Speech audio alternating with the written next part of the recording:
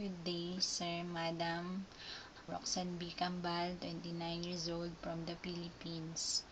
I am separated. I got one son, 11 years old.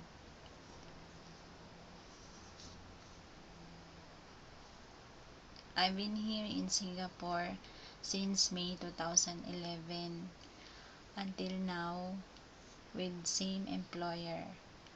I look after two children. They are twins, age 5. My daily routine are preparing breakfast, lunch, and dinner. I also cook, washing, cleaning, ironing, fetching, and sending them from the school. I also know how to cook Chinese food, Filipino food, Western food, and even I can follow recipe book. I want to go to Russia to earn and to save more money to support my family, especially the education of my son and for our future. I would also love to experience the new challenges that will come in my life and gain more knowledge and skills.